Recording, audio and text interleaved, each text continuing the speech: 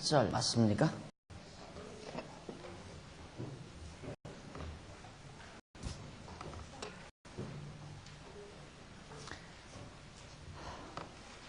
출애굽기 5장 7절 본문.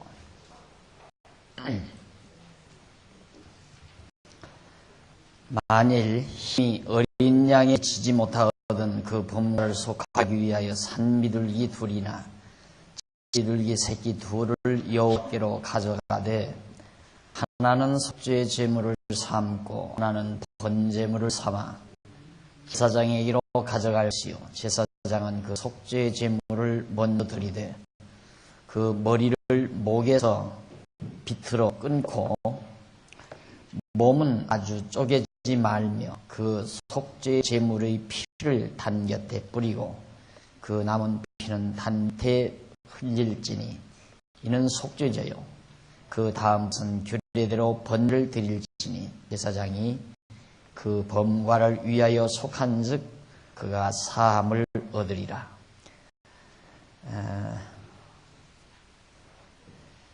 힘이 미치지 못하는 어린 생활에 어려움이 있는 서민층들의 제사 예물에 대한 내용을 5장 7절 이하 10절까지 봉독해 드렸습니다. 지금 우리는 속건제 예물에 대한 규례 내용인데 그 내용 가운데서 이제 비둘기 둘로 하나는 속죄 제물을 삼고 하나는 번제를 삼아서 하나님 앞에 제사를 드려라 하는 대목입니다.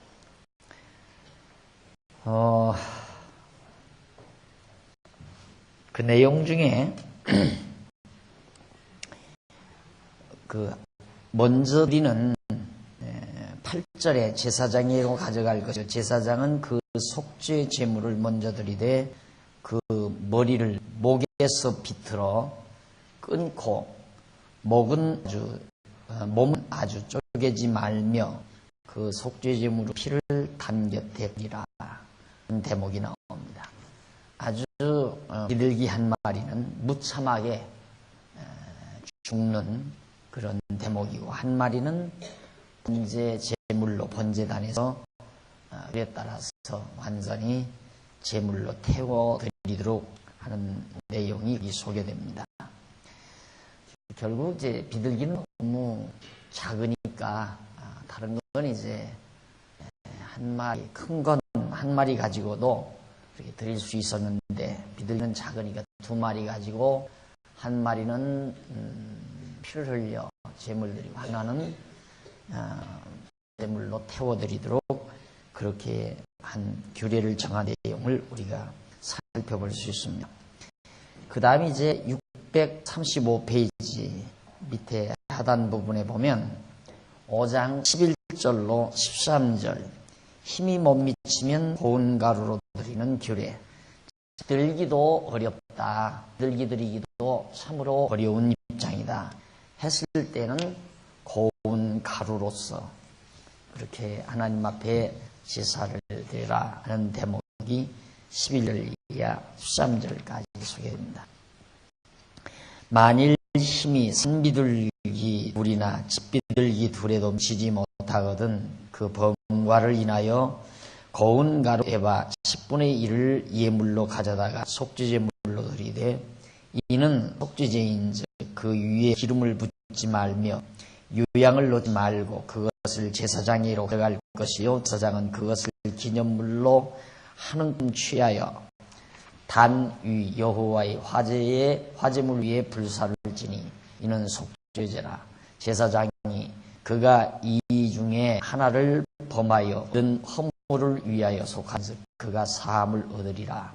그 나머지는 소제물같이 제사장에게로 돌지니라. 가루, 고운 가루로 유향을 넣지 말고 기름도 붓지 말고 그래서 하나님 앞에 한 움큼을 취하여 하나님 앞에 드리는데 제사장에게로 그걸 가지고 가면 제사장은 kum을 취해서 단 위에 뿌리라. 단 위에 불사르라. 나머지는 제사장의 양식으로, 제사장의 양으로 드리도록 되어 있습니다. 이런 구체적인 내용들을, 제물을 드리는 그런 규례들은 모두가 다 하나님 앞에 속죄한 속죄 방법이죠. 그런데 거기 보면 이제 에바 636페이지 그 성경 구절 아래로 세 번째 줄에 보면, 세 번째 줄 조금 중간 앞으로 조금 나가보면 에바라는 말이 나오죠.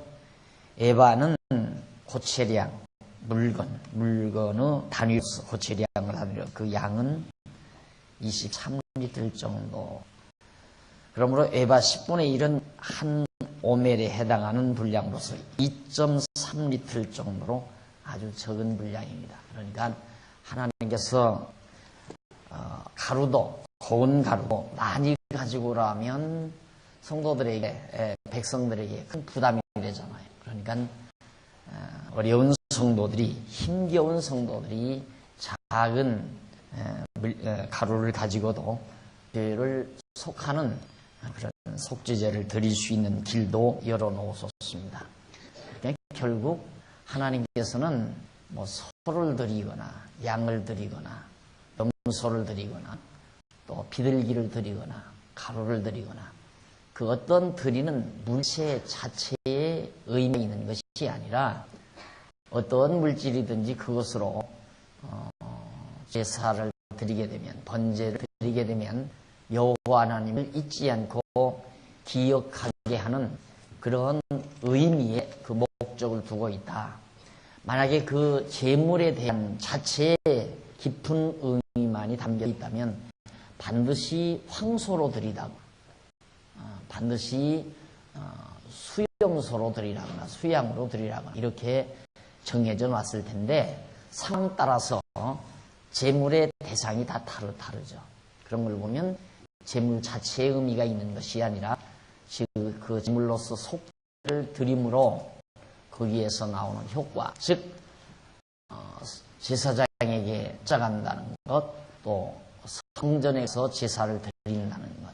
그러므로 지성소에 이름을 두신 여호와의 이름을 잊지 않고 기억하게 하려는데 진정한 의미가 있음을 우리가 발견해 볼 수 있습니다. 따라서 우리가 예수 그리스도께서 이 땅에 오셔서 피 흘려 우리의 영원한 제사를 드리게 된 것도 그 제사 드린 그 자체에 큰 의미가 있는 것이 아니라 그 사건을 통해서 하나님 여호와를 우리로 하여금 다시 기억하게 하고 여호와 하나님을 깨달아 경외케 하려는데 진정한 목적이 있다. 그러니까 우리는 우리의 신앙 고백은 그렇다고 그랬죠. 우리는 예수를 그리스도로 믿고 하나님을 여호와로 깨달아 경외하며 산다. 경외하며 섬기며 산다. 이것이 우리의 신앙 고백이었습니다. 우리는 예수만 믿는 것이 아니라 예수를 그리스도로 믿음으로 말미암아 하나님이 여호와이심을 깨달아 알고 경외한다. 이것이 우리 완벽한 신앙 고백이라고 했습니다. 그런데 대부분 예수를 믿는다는 것으로 끝내죠. 대부분의 많은 사람들은, 대부분의 모든 성도들은. 왜 그러냐면 구속이라고 하는 것, 구원을 얻는다고 하는 그 목적을 두고 있기 때문에 그래요. 그래서 그걸 소신학적으로는 구속사 신학이라고 한다고 그랬어요. 구속사 신학. 이 구원 자체의 목적을 두는 것. 오늘 우리는 구원 자체가 목적이 아니라 그 구속 섭리를 통하여 하나님 여호와가 살아계시다는 사실을 우리에게 깨닫게 해서 여호와를 경외케 하려는 데 목적이다. 결국 우리의 궁극적인 생활은, 신앙생활은 하나님 여호와를 경외하는 데 있다. 예수를 믿음으로 말미암아 하나님을 여호와로 경외한다. 이스라엘 백성들이 소든 양이든 염소든 비둘기든 고운 가루든 어떤 제물로든지 제사를 드린 데 목적이 있는 것이 아니라 성전에 가서 그걸로 제물로서 제사를 드림으로 하나님 여호와 애굽 땅 종되었던 집에서 이끌어내신 여호와 하나님을 잊지 않고 경외하며 섬기게 하려는데 그 목적이다 하는 말과 같은 의미를 지니고 있는 겁니다. 다음 636페이지 중간쯤 보면 5장 14절로 16절 거기 보면 성물을 범하고 속건제 예물을 드리는 그런 규례를 거기서 배웁니다. 여호와께서 모세에게 일러 가라사대 누구든지 여호와의 성물에 대하여 그릇 범과하였거든 여호와께 속건제를 드리되 너의 지잔 가치를 따라 성소의 세겔로 몇 세겔 은혜 상당한 흠없는 수양을 떼중에서 끌어다가 속건제로 돼서 성물에 대한 범과를 갚되 그것에 온 일을 더하여 제사장에게 줄 것이요 제사장 그 속건제의 수양으로 그를 위하여 속하여 그가 사함을 얻으리라 하는 내용이다. 자, 여기서 이제 성물에 대한 범과라고 하는 것은 뭐냐면 예를 들어 하나님 앞에 제사를 드리는 성전 안에서 어떤 기물이라든가 또 제물에 대한 어떤 범과 죄를 저질렀을 때 그걸 속하는 제사 또 드려야 돼요. 그러니까 성물도 함부로 예를 들어 성전 안에 있는 어떤 기물들을 함부로 취급했다든가 그것을 뭐 도둑해 갔다든가 또 어떤 제물에 대해서 하나님 앞에 드릴 제물을 잘못 간수했다든가 이런 범과를 질렀을 때는 반드시 속죄제를 드려라. 제가 한참 젊은 날 신앙생활할 때 어느 분이 그렇게 지도를 하더라고요. 성물 범하지 말아라 봐라. 여기 성경에도 성물을 범하지 말라고 그러지 않았냐. 그러니까 교회 재물을 조금이라도 손대면 교회의 재정에 대해서 조금이라도 범죄하게 되면 하나님의 진노를 받는다. 뿐만 아니라 하나님께 드려진 물건을 하나라도 가져가면 안 된다. 교회 물건은 하나라도 가져가면 안 된다. 이러면서 만약에 그거 가져간 사람들은 다 자복하고 그에 대해 대가를 따져서 하나님 앞에 다 회개해야 된다. 그 말을 왜 이제 그 지도자가 교자가 그런 말을 했느냐면 교인들이 자꾸 교인들 걸 가져가니까 교회 걸 자꾸만 가져가니까 그러니까 그걸 못 가져가게 하기 위해서 그건 성물을 범하는 행위다 하는 얘기예요. 그런데 뭐 우리 교회 성모님들은 교회 와서 뭐 다 이렇게 하고 가져가는 분들도 많더라고요. 또 한쪽에서 얘기를 하면 뭐 가져가고 뭐 물건을 가져가고 뭐 그릇을 가져가고 안 가져가고 또 투정을 하는 분들도 많고 구약시대 같으면 당장 다 저주받을 일이죠. 그래서 하나도 저주도 안 받잖아요. 아무 욕심이 있으면야 뭐 교회 가보겠어 왜 못 가져가겠습니까? 갖다 놓는 분이 있고 또 가져가는 분도 있고 그런 거죠. 교회를 위해서 가져다 놓는 분들도 있는가 하면 또 욕심이 많아서 교회 것 물에 또 가져갈 수도 있는 거죠.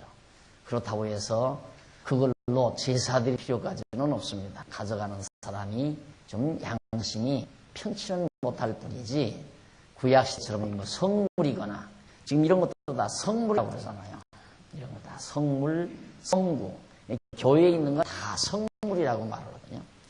그런데 구약시대에는 모형이라고 그랬어요. 하나의 교육을 위한 유치한 방법의 모형.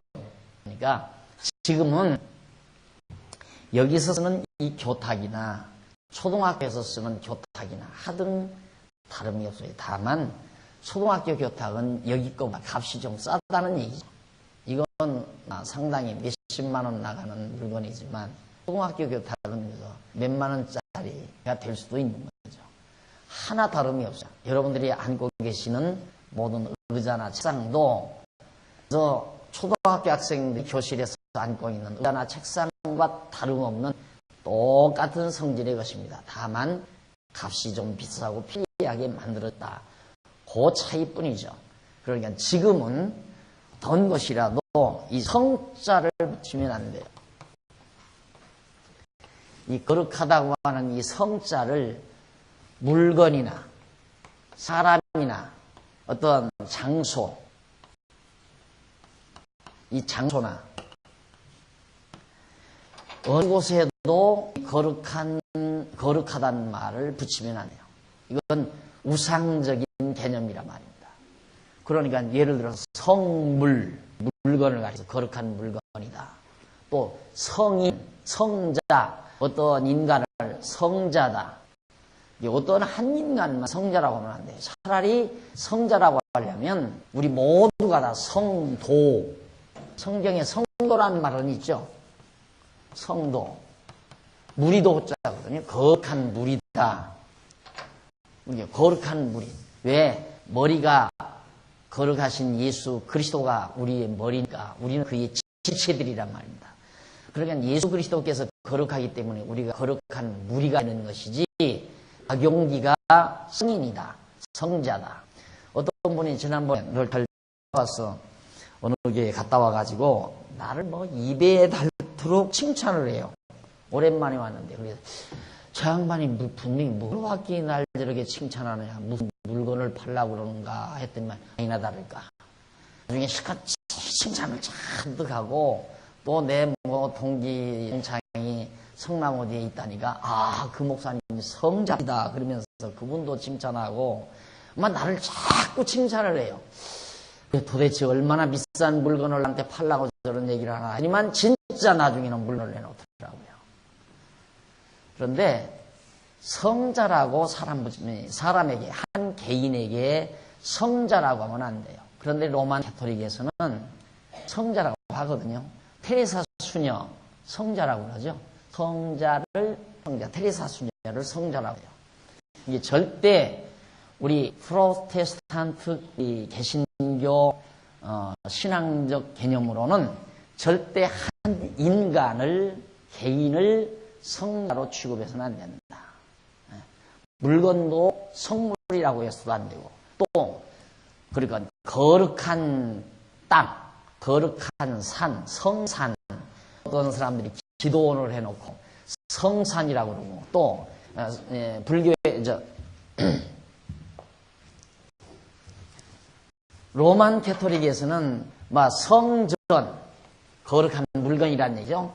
성자, 그 다음 성지, 따지자, 성지. 땅도 거룩한 땅이고, 사람도 거룩한 사람이고, 물건도 거룩한 물건이고, 성물, 성구, 성물. 이게 전부 다 구교, 로만 캐토릭의 용어들이에요. 이걸 오늘날 우리 개신교가 그대로 받아들여 온 거예요. 그대로 종교개혁 이후에 없애버렸어야 될 용어들을 400~500년 흘러오면서 다시 그걸 다 되찾아오는 거예요. 다시. 그래서 다시 요즘 이제 구교와 개신교가 다시 만나잖아요. 다시 형님하고 다시 만난단 말이에요. 그 말은 뭐냐면 그만큼 개신교가 타락하고 부패했다는 뜻이죠. 그러니까 여러분, 절대 우리는 성물이란 말이나 성자란 말, 그다음 성지, 여러분들 이 지방에 들어 다녀오시면은 어디 뭐 산에다가, 산 같은데 묘 몇 개 써놓고 무슨 뭐 순교 성지, 뭐 천주교 어디 성지 이렇게 놓고 다 간판 써붙였잖아요. 그게 전부가 다 인간들을 다 교묘하게 유혹하기 위한 그런 하나의 수법이에요. 이건 다 우상적인 모습. 절대 우리는 그런 말에 속아서도 안 되고 사용해서도 안 된다는 것 꼭 명심하셔야 합니다. 구약시대는 다 그랬어요. 구약시대는. 왜? 하나의 모형이기 때문에. 이 모든 것들이 다 영원한 거룩한 하나님 나라의 모형들이기 때문에 그래서 다 사용했지만, 이제는 우리는 모형이 아니라 진짜 우리는 거룩한 성도, 거룩한 성전도 예수 그리스도, 거룩한 무리도 예수 그리스도의 지체인 우리, 그래서 바로 성도, 그 다음 성전도 이런 물건이 집이 성전이 아니라 그리스도의 몸된 교회가 바로 성이다. 그런 데는 성전이나 또한 성전이라든가 성도라든가 그런 말을 붙이지만은 절대 물질이나 인간이나 장소를 성자로 붙여서 사용해서는 안 된다 하는 얘기입니다. 그 다음 넘어가서 637페이지 5장 17절로 19절 금령을 범하고 수양으로 속건제 드리는 규례를 거기서 명합니다.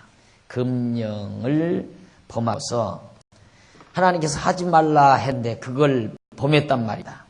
그랬을 때는 수양으로 속건제를 드려라. 그 속건제 드리는 방법은 비슷비슷합니다. 다음 넘어가서 6장 1절로 7절 그 밑에 보면 남에게 죄 짓고 수양 속건제 드리는 규례, 인간 상대에게 범죄를 하고 속건제를 드리는 규례가 지금 거기 소개되는데 한번 읽어보십시다. 여호와께서 모세에게 일러 가라사대 누구든지 여호와께 신실치 못하여 범죄하되 곧 남의 물건을 맞거나 전당잡거나 강도질하거나 늑봉하고도 사실을 부인하거나 남의 잃은 물건을 얻고도 사실을 부인하여 거짓 맹세하는 등 사람이 이 모든 일 중에 하나라도 행하여 범죄하면 이는 죄를 범하였고 죄가 있는 자니 그 빼앗은 것이나 늑봉한 것이나 맡은 것이나 얻은 유실물이나 무릇 그 거짓 맹세한 물건을 돌려보내되 곧 그 본물의 5분 1을 더하여 돌려보낼 것이니 그 죄가 드러나는 날에 그 임자에게 줄 것이요 그는 또 그 속건제를 여호와께 가져올지니 곧 너희 지정한 가치대로 때중 흠없는 수양을 속건제물을 위하여 제사장에게 끌어올지요 제사장은 여호와께서 그를 위하여 속죄한즉 그는 무슨 허물이든지 사함을 얻으리라. 자, 여기서 남의 그 도둑질했거나 강도질했거나 남의 물건을 부정한 방법 취했거나 했을 때도 속죄죄. 일단은 그것은 들통이 나면 거기다가 5분의 1 더해서 예를 들어서 10,000원짜리 10,000원에 해당하는 물건을 가져갔으면 5분의 1이면 2,000원이죠. 12,000원을 갖다가 줘라. 12,000원의 값이 나가는 것으로 돌려줘라.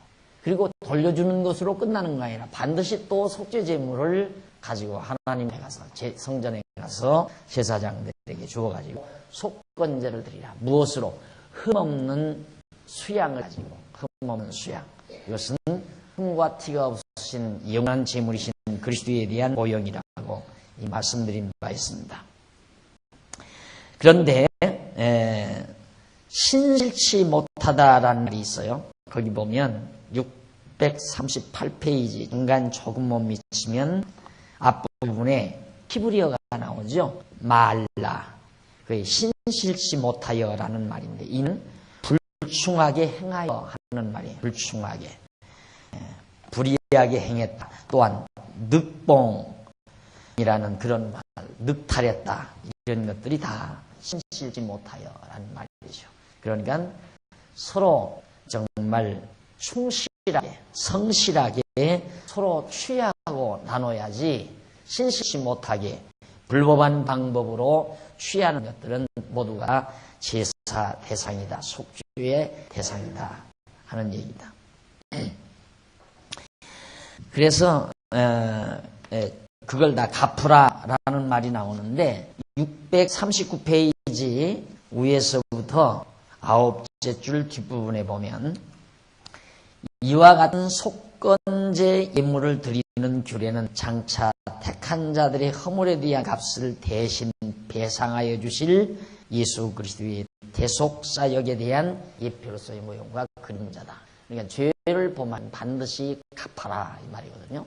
갚아라. 그 대가를 갚아라. 그것은 예수 그리스도가 우리의 죄값을 대신 지불하실 것에 대한 하나의 모형이다. 그러니까 예수님은 우리의 죄값을 다 지불하셨다. 지불 안 하고 죄가 정리되는 게 아니라 죄값을 지불한다. 그것은 예수님이 우리의 죄값을 다시 다 지불하실 것에 대한 모형으로 이렇게 여기서 밝혀준 것입니다. 젊었을 때 한 번 그 목회자가 그렇게 딱 설교하고 나니까 막 그 예배당 앞에 못을 한 주먹씩 가져온 사람도 있고요. 무슨 뭐 나무 토막을 갖다 놓은 사람도 있고요. 하여튼 교회 물건을 가져갔던 사람들이 다 갖다 놔고 수북하게 쌓였다고. 그러니까 그냥 지나가다가 있으니까 이거 가져가면 편리하겠다 해서 몇 개씩 가지고 갔는데 그 설교 듣고는 이제 고민이 돼가지고 내가 다 봤다 이 말이에요. 그러면 그 사람은 그걸 갚아서 나는 이제는 갚았으니까 네가 없다. 만약에 그렇다고 한다면 그러면 그 사람 죄가 없으면 돈만 있으면 죄를 다 정리할 수 있잖아요. 그것이 이제 바로 로만 캐토릭주의자들이 천주교 로만 캐토릭주의자들이 착안해낸 방법이에요. 그래서 그게 고해성사에 사용이 되는데 예를 들어서 성도가 죄를 짓고 다 고해성사를 하잖아요. 내가 어제 밤에 가서 무슨 도둑질을 했습니다. 뭐 어쨌습니다. 다 고백을 하면 이제 그 안에서 신부가 거기에 대한 이제 대가를 하도록 그렇게 명령을 합니다. 당신은 그 돈 얼마 더 가져다가 고아원에 갖다가 기증을 해라. 양로원에 갖다 내라. 그러면 이제 예를 들어서 막 10만 원을 도둑질인데 당신은 예를 들어서 뭐 100만 원을 갖다가 고아원에 내라. 그럼 100만 원을 갖다 고아원에 내고 또 주기도문을 100번을 암송을 해라. 그럼 주기도문 100번을 암송한다. 그러면 이제 죄가 속죄되는 거예요. 이것과 똑같잖아요. 내가 죄를 했는데 예를 들어서 내가 교회 물건을 교회 돈을 예를 들어 100만 원을 내가 탈취를 했는데 그러면 거기에 5분의 1을 더하라고 그랬으니까 120만 원만 갖다 내면 내 죄는 다 해결되잖아요. 그렇죠? 그러면 내 죄가 예수 그리스도의 피공로로 해결될 수 있다는 얘기거든요. 그러니까 돈만 있으면 예수 안 믿어도 다 죄 용서함 받고 구원도 얻을 수 있다는 논리가 형성이 된다 이 말이죠. 그러니까 이 말은 예를 들어서 도둑질을 하지 말고 건전하게 살아서 이 사회에서 도둑 없는 그런 사회를 만들어 가라라고 하는 사회정의 구현의 근본 목적이 있는 게 아니에요. 남의 도둑질에 먹지 마, 사기치지 말아라, 강도질해라. 그럼 박 목사 너는 도둑질해도 되고 강도질해도 된단 말이냐? 제가 말하는 것은 그 차원에서 말하는 게 아니라 성경에서 만약의 경우 남의 물건을 갈취했을 때 그걸 해결하는 방법이 뭐냐? 돈을 5분의 1 더, 그 액수의 5분의 1을 더하고 또 제물을 드려라 이 말이에요. 그것은 예수 그리스도가 우리의 죄를 대속해 주실, 우리의 죄값을 지불하고 우리의 죄를 용서해 주실 것에 대한 하나의 모형이었지, 이런 규례들이 사회정의를 위한 하나의 룰로 적용될 수 있는 성질의 것이 아니다 이 말이에요. 성경이 말하는 것은 사회정의를 목적으로 하는 게 아니다. 뭐가 목적이냐 그러면 이스라엘 백성들이 인간이니까 이 성전 여기에 이제 여호와 이름을 두시라고 그랬어요. 여호와 이름. 그러면 100년이고 200년이고 역사가 계속 진행이 되는데 세월이 흐름과 더불어 사람의 기억력은 한계가 있단 말입니다. 인간의 기억력이라는 거예요. 그리고 인간이라는 것이 직접 경험한 자와 그 다음 경험한 것을 전해 들은 자와 이 자꾸 농도가 달라요. 그래서 하나님께서는 이런 제도를 만들어 놓은 거예요. 만들어 놓으시고 자 여기 물두멍 놓고 제단을 만들어 놓고 백성들에게 금령, 도둑질하지 말라, 살인하지 말라, 거짓 증거하지 말라 하는 등등의 금령들을 다 만들어 놓고 그 금령을 범했을 때나 또한 이웃을 피해를 주었을 때 그때 어떻게 처리해야 되는가. 그때는 갚을 건 갚고 그 대신 갚는 것으로만 끝내는 것이 아니라 반드시 죄물을 가지고 여기 와서 제사를 드려라 말이에요. 그래야 죄가 용서된다. 그러면 여기 와서 제사를 드려야 죄가 용서된다는 말은 그 어떤 방법에 있어서 그 제사를 드리는 방법의 효능이 그 방법 자체의 효능이 있어서가 아니라 이런 규례를 통하여 바로 이 지성수에 두신 여호와라고 하는 이름을 이스라엘 백성들에게 잊지 않고 기억하게 하려는 데 목적이 있다는 말이에요. 그러니까 여기서 제사를 드리는 것은 하나님께서 제사를 드리면 그 제사를 받아서 흐뭇해 하시려고 하는 것이 아니라 근본 목적은 여기 와서 제사를 드려야 여기에 이름을 두신 여호와의 이름을 잊지 않고 그를 경외한 성지이기 때문에. 그럼 백성들 여기 안 오는 백성이 없잖아요. 그러니까 엄밀히 따지면 다시 바꾸어 말하면 이 밖에서 살면서 죄를 하나도 짓지 않는다. 금령 다 지키고 하나도 잘못을 범하는 사람이다. 이 사람은 여기 필요가 없죠. 그렇죠? 근데 그 사람에게 위험성이 뭐냐면 여기 갈 필요가 만약에 전혀 범죄하지 않은 사람, 의인이죠. 정말 깨끗한 의인. 이 의인은 1년이 가도 2년이 가도 10년이 가도 여기 필요가 없죠. 그럼 여기 안 가면 누구를 잃어버려요? 여기를 잃어버려요. 그렇잖아요. 여기를 잃어버린다 이 말이에요. 그래서 여러분 이 하나님께서 만들어 놓으신 이 규례, 율례, 계명 이걸 종합적으로 잘 체계에 논리적으로 정리해서 이해를 해야 하나님께서 이 모든 계명과 율례와 규례가 어디에 진정한 목적이 있구나 하는 걸 깨닫게 되고 그거에 대한 진정한 속성과 의미들을 바로 파악할 수 있단 말이다. 그리고 우리는 당장 그러잖아요. 하나님이 금령 이대로 살아야 한다 이거야. 그럼 금령대로 살면 하나 죄가 없잖아요. 금령 다 지키면 죄가 없어요. 죄가 없으면 여기를 한 번도 갈 필요가 없고 여기를 안 가는 것이 좋은가? 아니에요. 여기를 가야 돼요. 여기를 가야 여호와 하나님 잊지 않고 기억하게 되는 거죠. 자녀들을 데리고 여기를 간단 말입니다. 아버지 여기를 왜 왔어요? 이놈아, 요 안에는 애굽 땅 우리 조상들이 애굽 땅 종되었던 집에서 인도하여 내신 여호와의 이름이 여기 있다. 그래서 우리는 여기 와서 지은 죄를 용서해달라고 이 여호와 앞에 사죄해야 돼. 제사를 드리는 거다. 그러면서 이제 백성들이 자녀들에게 부모가 자녀들에게 여호와 하나님을 깨닫고 경외하기를 가르치는 거란 말입니다. 그러니까 이 금령은 이스라엘 백성들이 그대로 지키며 살 수 있는 금령을 준 것이 아니라 인간으로서는 범할 수밖에 없는 금령을 준 거예요. 그래서 하나님께서는 사는 율법, 지켜서 살 수 있는 율법을 준 것이 아니라 율법으로 말미암아 죽어가는 지킬 수 없는 율법을 하나님이 준 거다. 왜? 여기 오라고. 여기 와서 제사를 드리라고. 그게 하나님의 섭리예요. 그래서 사도 바울이 죄가 많은 곳에 은혜가 많다. 이게 죄가 있어야 인도로 가잖아요. 인도로 가야 은혜를 많이 깨닫게 되고요. 그렇죠. 죄가 많은 사람은 여기를 자주 다닐 거 아니에요. 여기를 자주 가야 어떻게? 애굽 땅 종되었던 집에서 우리를 인도하여 내신 하나님의 은혜를 풍성하게 깨닫게 된다. 그러니까 이 성경이 말하는 이 금령이라고 하는 것은 바로 하나님을 잊어버리지 않고 기억해서 그를 경외하며 섬기게 하려는데 금령의 진정한 목적이 있다. 따라서 내가 지은 죄를 내가 다 지불했다고 해서 나는 죄가 없다. 우리 보편적으로 그럴 수 있잖아요.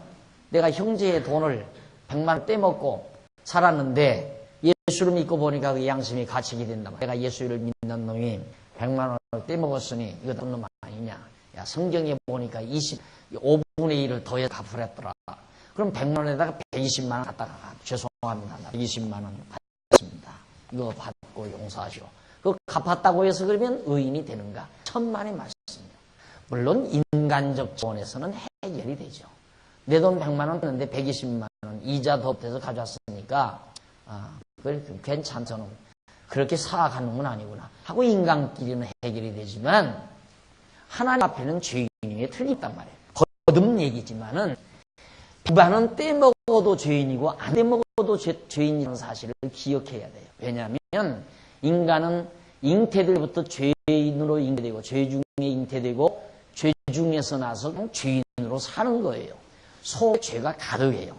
욕심이, 쉽게 말하면 욕심이 가득한데 다만 친구 돈 100만 원을 안 떼먹은 것 뿐이에요. 이 친구 돈 100만 원을 떼먹은 것은 그 욕심, 죄가 드러난 것이고, 드러나서 범죄가 된 것이고, 안 떼먹은 것은, 100만 원 먹지 않은 것은 죄는 있지만 그것이 범죄로 나타나지 않은 것 뿐이고, 100만 원 도둑에 먹었든 안 먹었든 안 했든 간에 다 죄인이라고 말이에요. 그런데 대부분의 사람들이 100만 원 떼먹고는 120만 원 갖다 갚았으니까 나는 이제 죄인 아니다, 이런 식으로 생각한다면 예수 안 믿어도 된다는 얘기 아니에요.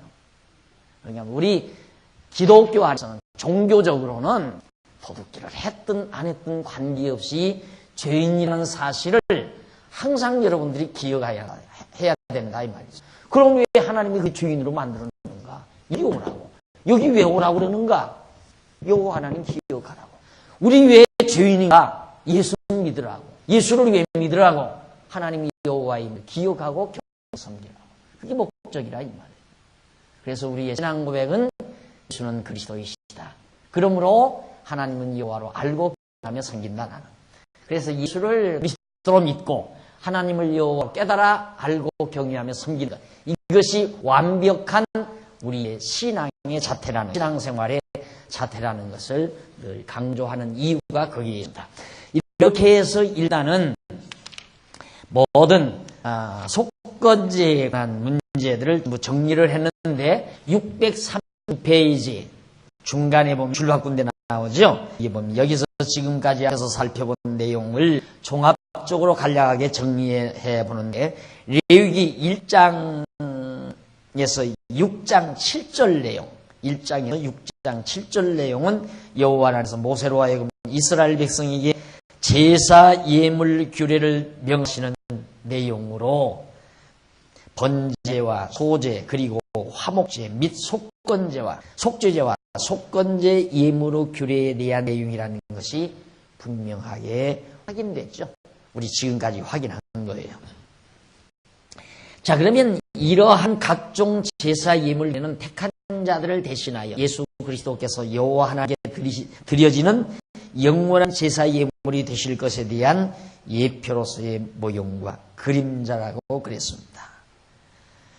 번제 예물은 십자가의 희생으로 향기로운 제물이 되실 예수 그리스도의 모형이고, 소제 예물은 부활의 첫 열매가 되어 하나님께 드려지실 예수 그리스도의 모형이고, 화목제 예물은 하나님께로 성하셔서 원수의 택한 성도와 화목을 이루게 하실 예수 그리스도의 모형이고, 속죄제나 속건제 예물은 십자가의 죽으심으로 택한 성도로 죄값을 대신하실 예수 그리스도의 모형이다. 모든 제사 다 예수 그리스도에 대한 모형이에요. 그래서 오늘 우리는 예수만 믿으면 돼요. 그래서 예수를 믿는 거예요. 예수님 앞에 왜 왔어요? 죄인이니까. 죄인이니까. 그러면 죄 안 졌을 때는 우리들이 보편적 생각, 여러분 지금 그럴 거예요. 나는 지금 적어도 우리 작은 식구들보다는 내가 죄를 더 짓고 산다. 친구들보다는 내가 훨씬 죄를 덜 짓고 산다. 왜? 친구들은 지금도 술 마시고 노름하고 온갖 추악한 일들을 행하고 그러고 사는데, 나는 그 집사로서 그러지 않고 살지 않느냐. 그러니까 나는 그들과는 훨씬 의롭다라고 그렇게 안 생각하려도 생각이 나죠, 여러분. 그렇게 생각을 안 해야 하는데, 근데 안 해야 하는지도 모르고 그렇게 생각하고 있는 사람들. 나는 그래도 믿지 아니하는 친구들보다 내가 훨씬 의롭다라고 그렇게 생각. 왜? 주일날 교회 가서 예배 드리고 술도 안 먹고 제사도 안 드리고 담배도 안 피우고 그래도 비교적 경건하게 살지 않냐. 그러니까 난 훨씬 친구들보다는, 막 사는 친구들보다는 내가 의롭다라고 생각할 거란 말입니다. 그게 얼마나 커다란 착각입니다. 만약에 그렇다면 예수를 믿었다 안 믿었다 해도 돼요. 그러니까 내가 예를 들어서 나쁜 일 했을 때는 예수님을 믿고 와서 다 정리하면 끝나요, 이제. 그 다음 안 믿어도 되잖아요. 내가 죄 안 질 때는 안 믿어도 되잖아요. 뭐하러 예수를 믿어요? 죄 안 짓는데. 나 의롭게 내가 사는데 예수를 왜 믿느냐 이 말이죠. 천만의 말씀. 아까 말씀드렸지만 내가 도둑질을 했든 안 했든 거짓말을 했든 안 했든 나는 여전히 죄인이라는 것. 거짓말하고 도둑질하는 것은 속에 있는 죄가 행동으로 그냥 드러난 거예요. 드러났을 뿐이지 도둑질 안 하고 거짓말 안 하는 것은 속에 있는 죄가 안 드러나고 속에 감추어져 있는 거고. 그러니까 속에 있으니까 죄지예요. 어쩔 수 없이 우리는 죄인이라 말입니다. 그러니까 이 죄인이기 때문에 우리는 절대 영원한 성적이 되시는 예수 그리스도를 떠나서는 살 수 없어요. 그리스도 곁에서 살아야 돼요. 성전 되신 그리스도의 몸이 돼서 살아야 한다 이 말이에요. 예수님의 그리스도의 지체가 되어서 떠날 수 없잖아요. 머리 대신 주님의 지체에서 우리가 떨어지면 죽는데 머리에서 떨어지면 몸이 있잖아요. 전부가 다. 그러니까 우리는 그리스도와 함께 그리스도 안에서 살아야 하는 것은 죄인이기 때문에. 그래서 예수님이 내가 온 것은 의인을 부르러 온 것이 아니라 죄인을 부르러 왔다. 죄인을 부른다 이 말이에요. 그러니까 우리가 예수님 앞에 온 죄인이기 때문에 왔지 의인인데 온 것이 아니라 말이다. 그런데 자꾸만 이 알미니안주의자들, 소위 감리교나 성결교회 통의 교회 지도자들은 비교적 하나님께서 이렇게 생각하는 거예요. 이렇게 사람들이 있는데 물이 이렇게 물속에 빠졌다 이거예요. 그런데 이 사람은 덜 빠졌잖아요. 이 사람은 많이 빠지고 이 사람은 한 반절쯤 빠지고. 그러니까 하나님은 가능하면 이런 사람을 구한다 이거죠. 인간은 타락에서도 많이 타락한 사람, 조금 적게 타락한 사람, 아주 적게 타락한 사람, 이렇게 적게 타락한 사람을 하나님은 찾는다. 이런 얘기예요. 천만의 말씀. 우리 성경은 아예 이렇게 그냥 퐁당 빠져 죽어버린 인간이 폭 빠져서 죽어버린 인간. 너나 할 것 없이 완벽하게. 그러니까 만약에 감리교나 성결교에서 말하는데 이렇게 덜 빠진 사람이 자기의 능력으로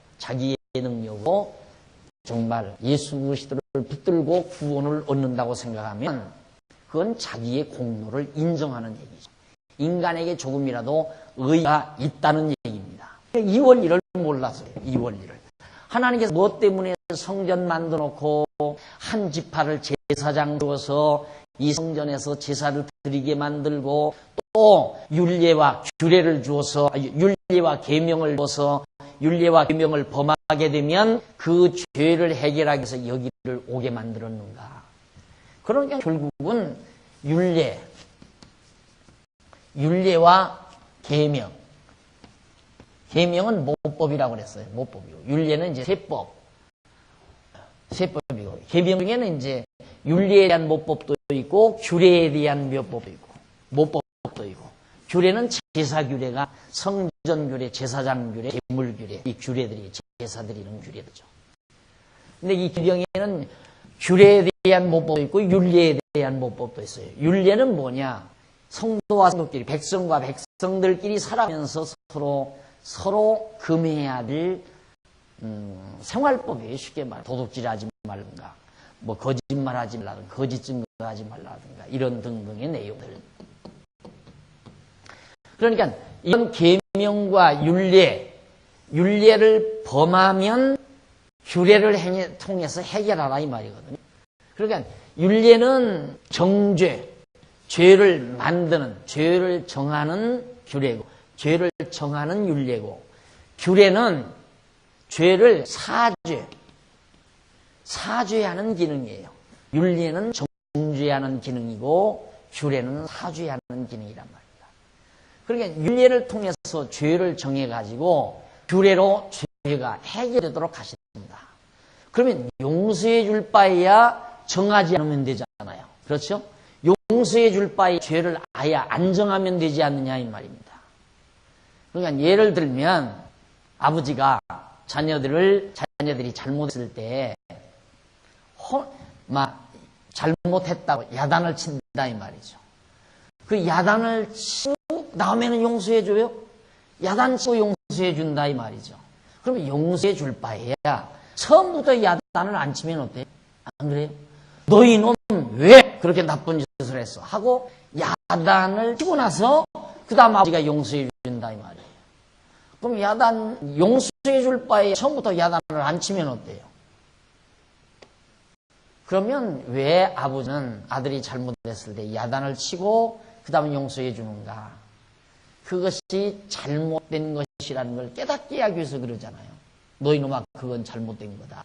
그걸 깨닫기 위해서 야단을 치고 그 다음 나중에 용서는 해주잖아요. 하나님은 그러면 왜 죄를 정해놓고 용서해 주는 걸까? 그럼 하나님도 그것은 잘못된 것이다. 그걸 깨닫게 하기 위한 것일까?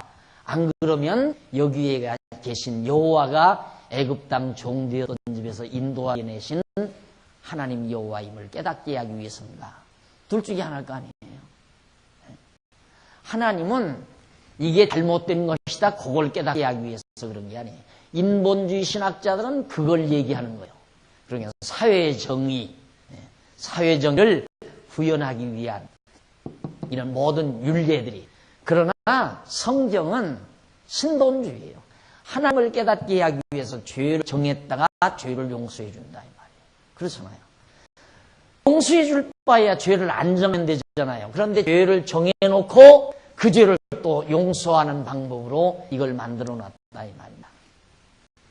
그래서 오늘 우리도 전부 죄인 되게 하신 이유가 뭔가?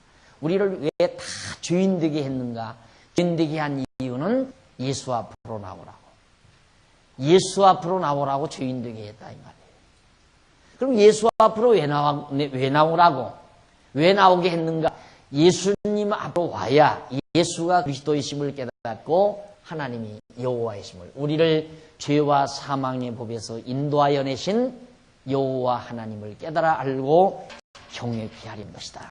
따라서 우리는 저런 계명이나 율례나 규례에 대한 모든 내용들을, 규례들을 우리는 다 예수 그리스도 한 분을, 예수를 그리스도로 믿음으로 말미암아 완벽하게 다 이룬 것이다 말이에요. 우리는 얼마나 간단해졌어요. 아주 간단해졌다 이 말이에요. 구약시대 성도들은 저 많은 규례와 윤리와 법도를 지켜나가려면 정말 복잡해요. 그러니까 제사장들이 전문적으로 맡아서 그걸 해야 돼요. 그런데 오늘 우리는 예수를 그리스도로 믿기만 하면 다 해결되는 거라 이 말이에요. 그래서 우리의 죄가 해결되는 유일한 방법은 예수를 그리스도로 믿는 일밖에 없다. 자, 그 다음 이제 넘어가서 6장 8절로부터 640페이지입니다. 한쪽 가로 4번. 6장 8절로부터 10절까지는 제사규례의 선포입니다. 자, 여기는 제물규례, 지금까지 제물규례를 말했는데 이제는 제사규례. 자, 하나님 앞에 여기서 이제 제사 드리는 어떤 방법으로 제사를 드리느냐? 아까는 제물에 관한 규례들이었는데 이제는 제사규례를 선포합니다. 6장 8절로 7장까지 보면 밑에 양쪽 가로 이런 각종 제사규례를 선포하는 내용입니다. 레위기 6장 8절로 7장은 여호와께서 모세로 하여금 아론과 그 자손을 비롯하여 이스라엘 백성이 각종 제사규례에 대하여 명하시는 내용이 바로 7장까지 내용입니다. 그 가운데 641페이지 상단에 보시면 6장 8절로 13절로 와요. 거기는 아론과 그 자손에게 번제를 드리는 규례를 명합니다. 그러면 너 아론 제사장이죠? 아론 제사장에게 이 제단에서 매일같이 드리는 번제가 있어요. 매일 드리는 번제. 이 번제를 어떤 방법으로 드려야 되는가? 그 드리는 규례를 하나하나 가르쳐주는 내용이죠. 8절 보십시다. 여호와께서 모세에게 일러 가라사대 아론과 그 자손에게 명하여 이르라. 번제의 규례는 이러하니라. 번제물은 단 윗 석쇠 위에, 단 위에 철로 만든 그물같이 만든 석쇠가 있어요. 그 석쇠 위에 아침까지 두고 단의 불로 그 위에서 꺼지지 않게 할 것이요 제사장은 세마포 긴 옷을 입고 세마포 고위로 하체를 가리우고 단 위에서 단 번제의 재를 걷다가 단 곁에 두고 그 옷을 벗고 다른 옷을 입고 그 재를 진 바깥 정결한 곳으로 가져갈 것이요 단 불은 항상 피워 꺼지지 않게 할지니 제사장은 아침마다 나무를 그 위에 태우고 번제물을 그 위에 올려놓고 화목제의 기름을 그 위에 살을 찌며 불은 끊이지 않고 단 위에 피워 꺼지지 않게 할지니 여기서 가장 특색이 규례 중에 가장 특색이 이 단에서 불이 항상 꺼지지 않게 해라. 그냥 계속 불은 타게 하라 이 말이죠. 그리고는 아침에 이제 백성들이 제물을 가져오면 제물을 갖다 올려놓으면 바로 타게. 그 제물 다 타도 그냥 나무는 항상 불은 꺼지지 않게 계속해라. 왜? 그 이유는 역시 이 불이 제단의 불이 꺼진다고 하는 말은 백성이 정죄받아 죽어버린다는 것 똑같아요. 이게 제단의 불이 여전히 꺼지지 않는 한 아무리 죄를 졌다 할지라도 사죄 받을 수 있는 길이 항상 열려져 있다. 그러니까 백성들은 항상 죄를 짓기 때문에 항상 죄를 속죄할 수 있는 번제단이 불이 꺼져서는 안 된다. 불을 늘 피워놓도록 해야. 그러니까 이스라엘 백성들뿐만 아니에요. 오늘 인간들은 죄에 잉태돼서 죄 중에서 나서 죄 가운데서 살기 때문에 죄를 떠나서는 살 수 없는 게 인간 아니에요. 늘 죄 속에서 사는. 그러면 하나님께서 왜 우리를 이 죄 속에서 살게 했는가? 거듭 말씀드리지만 성전으로 가라고. 죄 속에 살아 죄인이 돼야 성전으로 가니까. 죄인이라야 예수를 믿으니까. 예수님도 죄인을 부르러 오셨지 의인 부르러 온 게 아니다 말이죠. 예수님 당시에 바리새인과 서기관들은 이런 율례와 규례와 계명들을 다 지켰다고 해서 나는 의인으로서이다 그랬잖아요. 이게 바리새인들이 예수님 당시에 바리새인들이 이제 성전 어귀 같은데 사람들이 많이 모이는 성전 어귀 같은 높은 데 서요. 기도할 때 그 높은 데 서서 이렇게 손을 들고 아주 크게 손을 들고 거기서 기도를 하는데 나는 안식일을 잘 지켰나이다. 나는 11조를 다 드렸나이다. 나는 일주일에 한 번씩 금식합니다. 이러면서 기도를 한다 이 말이에요. 그러니까 나는 의롭습니다 그 말이에요. 나는 의롭습니다. 그러니까 오늘날 우리 기독교 교인들 누가 왜 자기들이 의인이라고 생각해? 나는 안식일 잘 지켰고 왜? 주일날마다 안 빼먹고 꼭 교회 가서 예배 드렸으니까 안식일 지켰고 그 다음에 11조 월급 받고 꼬박꼬박 갖다 드렸고 그 다음 조금 더 잘 믿는 사람은 금요일마다 금식 기도하고 철야 기도 하잖아요. 그만하면 좋은 거란 말입니다. 거기다 한 솔 더 떠서 새벽 기도까지 다니면 이건 뭐 맞다지요. 내가 무슨 죄인이야? 11조 잘 냈지, 안식일 잘 지켰지, 금요일 날 금식하고 철야 기도했지. 그리고 새벽마다 새벽 기도 다 했지. 그만하면 완벽한 신앙이 아니에요. 또 지도자들이, 교회 목회자들이 전부 그걸 강조하라. 이게 가장 신사적인 교회는 가장 소위 신사적인 교회는 안식일 잘 지키고 11조만 잘 내면 돼요. 그러니까 그냥 수요일 날 안 와도 괜찮아요. 수요일 날 좀 빼먹어도 괜찮고 그 다음 주일 날 오후 찬양 예배 참석 안 해도 돼요. 그러니까 주일 날 나와서 잠깐 11조 갖다 내고 그리고 그저 가족끼리 성령차 타고 놀러 가도 상관이 없어요. 그래서 이제 아침 일찍 일부 예배가 있잖아요. 한 7시나 8시쯤. 그때 이제 온 가족들이 쫙 나와가지고 자 일부 예배. 그 사람들은 이제 예배 마치고 다 놀러 갈 사람들이에요. 놀러 갈 사람들. 그래서 이제 일부 예배를 만들어 놓은 거예요. 이게 그 사람은 완벽한, 이게 가장 신사적인 사람들에게 길을 터준 거죠. 아, 그래라. 그냥 주일날 안식일은 해야 되고 11조는 내야 되지 않느냐. 이게 안식일 와서 예배 드리고 11조만 내고 가라. 그 다음 조금 더 열심파들에게는 아니에요. 안식일 지키는데 저녁까지 지켜라. 찬양례. 그리고 11조는 물론이고 그 다음 수요일날까지는 나와야 한다. 예, 주일날, 주일 오후, 수요일 그리고 11조. 이것만 하면 그래도 더 적극적인 신앙이에요. 그 다음 더 더 적극적인 신앙인은 이제 새벽 기도까지 나온 사람. 더 적극적인 사람은 금식 철야 기도하는 사람. 그게 가장 적극적인 사람이죠. 그러니까 가장 적극적인 사람은 안식일 지키고 오후도 보고 수요일도 나오고 새벽마다 나오고 그 다음 금요일 금식하고 철야 기도하고 그리고 더 적극파들은 한 달에 한 번씩 기도원에 가서 한 주간씩 그냥 계속 며칠씩 기도원에 가서 산기도하는 사람. 이게 이제 가장 좋은 사람이고 생각해 보십시오. 언제 살림하겠나. 주일날 온종일 그 다음 수요일날 나와야지. 그 다음 금요일 철야 기도해야지. 새벽마다 나와서 또 해야지. 그 다음 또 일주일에 한 번씩 산에 가서 한 달에 한 번씩 산에 가서 그냥 며칠씩 가서 산기도를 해야지. 언제 산기도해요. 그리고 매일 신방 다녀야지. 신방. 그런 식이에요. 그런 식. 그러니까 바리새인들의 신앙이 뭐가 다름이 없어요. 나는 안식일 잘 지켰나이다. 나는 11조 잘 냈나이다. 금요일마다 한 번씩 금식했나이다. 이렇게 신앙을 자랑하니까 바리새인들이 자랑하니까 예수님께서 나는 의인을 부르러 온 것이 아니라 죄인을 부르러 온 거라 그 말이에요. 병든 자야 의원이 있을 때 있다. 죄인이라야 예수님이 필요하지. 죄인이 아니면 예수님이 뭐가 필요해요. 그러니까 만약에 율법을 다 지킨다면 이거 다 폐해버려야 돼요. 그렇죠. 이거 다 폐해버려야 돼요. 그런데 재미난 것은 뭐냐면 계명 지금 10계명은 남아있다 이거예요. 지금 현대 교회에서 현대 기존 신학에서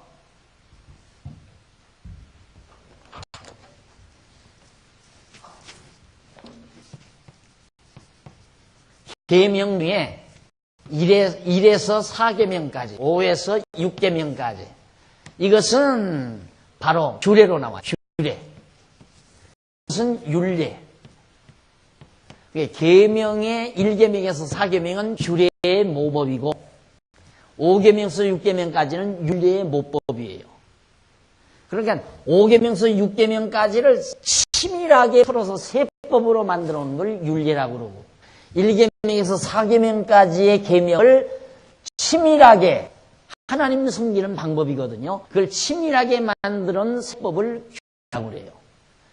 그런데 재미난 건 규례도 폐하고 율례도 폐했는데 계명만은 남아있다. 이러고 가르친단 말이에요. 그러니까 계명과 규례와 율례가 뭔지도 지금 모르는 상태에서 그렇게 말해요. 아니 이게 폐해졌으면 이거 폐해져야죠. 그렇잖아요. 이게 다 묻어져 있는 건데. 그런데 또 재미난 건 뭐냐면 10계명 남아있다고 찬송 뒤에다가 10계명은 붙여놓고 그걸 꼭 지키라. 그래놓고는 또 이게 성전이라는 거예요. 이게 성전. 10계명 지키면 성전도 필요 없잖아요. 이거 다 지켰는데 성전이 뭐 필요가 있어요. 제사 드릴 필요가 없는데 내가 바리새인들 마냥 난 11조를 잘 드리고 안식일도 잘 지키고 금식도 잘 했나이다. 일주일에 한 번씩. 그러니 나는 의인으로소이다 하는데 의인이 성전에 무슨 필요 있느냐 이 말이에요. 그리고는 또 예배당 지어놓고 성전이래요. 그러니까 뭐가 하나도 맞는 게 없어요. 뭐 하나가 맞는 게. 그러니까 그 말은 뭐냐면 지도자들이 머리가 정리가 안 돼 있다는 얘기예요. 죄송한 얘기지만 머리가 정리가 안 돼 있다 이 말입니다. 아는 것이 정리가 안 돼 있다 이 말이에요. 그러니까 듣는 사람인들 뭐가 정리가 되겠어요. 정리 안 된 사람의 머리로 가르치는 것을 백날 천날을 들어도 정리가 안 돼요. 절대. 그러니까 하나님께서 저처럼 정말 규례와 율례와 계명을 만들어 놓으시고 결국 섭리하시는 이유는 성전에 와서 여호와 하나님 경외하며 섬기는 걸 깨닫게 하기 위해서 만들어 놓으신 것 말입니다. 그래서 각종 제사 규례 가운데 번제 드리는 그런 규례를 지금 41페이지 여기에서 지금 말하고 있는데 항상 불을 피워라. 항상 쉬면 안 돼요. 꺼지면 안 돼요. 불이 꺼지면 안 돼요. 제단의 불을 꺼치면 안 된다. 그러면 이스라엘 백성이 살 길이 없으니까 거기 가서 재물을 베드로를 태워 죽여야 내가 사니까. 그래서 예수님도 바로 영원한 제사를 드린 거란 말이에요. 영원한 제사를. 우리의 죄가 정말 늘 항상 우리는 죄 없이 살 수 없는, 죄에서 떠나서는 살 수 없는 존재이기 때문에. 그래서 사실 저는 어리석은 욕심을 젊은 날 가지고 있었지만은 하나도 안 짓고 사는 거룩한 성자가 되려는 꿈을 젊은 날에 그렇게 꿨던 것이 지금 생각하면 얼마나 어리석고 미련한 생각이었는가. 그러나 그 당시에는 지도자들의 입장에서는 야, 젊은 놈이 참 너무너무 착한 생각을 하고 있다. 나는 만약에 우리 자녀들이 아빠 나는 태사 수녀처럼 성녀가 되고 싶어 그러면 아서라 아서. 잡녀가 돼도 괜찮으니까 성녀는 되지 말아라. 나는 그렇게 가르치고 싶어. 그 대신 예수를 믿어라. 성녀는 무슨 의미? 성녀예요. 인간은 어떤 방법으로든지 자기를 과장하고자 하는 기본 욕구가 있어요. 그러니까 거룩하게 과장하려는 하나의 과장술이 잘 나타나는 것이지 성은 무슨 성녀냐 이 말이에요. 요즘 우리 김혜자 탤런트 김혜자인가요? 김혜자가 테레사 수녀 뒤를 밟을 모양이에요. 혼자 되시더니만 아주 뭐 권사가 됐는지 저 남미 같은데 불쌍한 아이를 가서 붙들고 막 눈물을 절절 흘리고 그러고 합니다. 물론 인간적으로 좋은 거예요. 인간적으로는 다 아름답고 좋은 거지만 그런다고 해서 거룩해지는 건 절대 아닙니다. 다만 우리가 하나님의 구속의 은총 속에서 정말 하나님의 사랑을 받고 내가 감동해서 나온 사랑으로 행하는 것은 그건 가능한 일이지만 나를 과장하기 위해서 나를 어떻게든지 이렇게 드러내기 위해서 행하는 행동은 전부 다 그건 하나의 사기술 같은 거예요. 사기술. 남을 사기치는 거 아니에요. 실제 죄인이면서 의로운 척 하니까 사기술이죠. 죄인인데 죄인인 척 해야지 왜 의로운 척 하느냐 이 말이에요. 없어요. 성자는 없어요. 절대. 성녀도 없고 성자도 없어요. 그러니까 보는 시각이 전혀 다르잖아요. 테레사 수녀 하면 모든 사람들이 껍벅하죠. 그 사람 노벨 평화상 탔나요? 탔잖아요. 대단한 여자죠. 인간적으로 볼 때는. 그러나 종교적으로는 아무도 아니에요. 다 우리나 똑같은 죄인이에요. 어쩔 수 없는 죄인이라는 거예요. 예수 그리스도로 통하지 않고는 절대 구원에 이를 수 없고 하나님을 여호와로 알 수 없는 더럽고 추악한 죄인이라는 사실. 우리 항상 기억하고 살아야 복음의 진수가 무엇인가를 깨달을 수가 있습니다. 오늘은 지금까지의 율례와 규례 등등을 통해서 지금 복음의 깊은 진수를 깨달아가고 있는 겁니다. 자, 그러면 우리가 그 중간에 보시면 641페이지 중간 밑에서 11줄 보시면은 그런 내용. 1절에 옷을 벗고 다른 옷을 입고라는 말은 세마포 옷을 성수에서 섬길 때만 입으라는 뜻입니다. 그러니까 여기서 섬길 때는 세마포 옷, 정결한 옷을 거룩한 옷을 입어야 되지만 이 성전 밖을 나갈 때에는 옷을 갈아입고 나가야 돼요. 여기서 이제 죄를 가지고 치우려면 밖으로 나가야 되잖아요. 성전 밖으로. 그럴 때는 옷을 갈아입고 나간다 이 말이죠.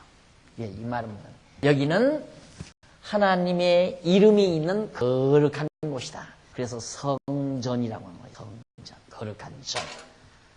이걸 빙자해서 오늘 또 자꾸만 예배당 지어놓고 있는 거룩한 곳. 여기서는 함부로 정말 그런 데 추한 짓을 해서는 안 되는 것. 여기는 절대 거룩한 것. 이렇게 구별을 해서 자꾸만 신비감을 불러넣는 것은 우리에게 우상심리를 자극하는 행위가 되는 거예요. 똑같은 우리의 다만 우리가 공부한 곳이니까 정결하고 깨끗하게 하는 거. 그것뿐이지 여기하고 저 바깥 땅하고 전혀 다른 거 없다. 그래서 때 물건이나 사람이나 장소를 성화시키지 말라. 거룩하게 구별하지 말라. 자, 우리 차 한 잔 가드시고 6장 14절부터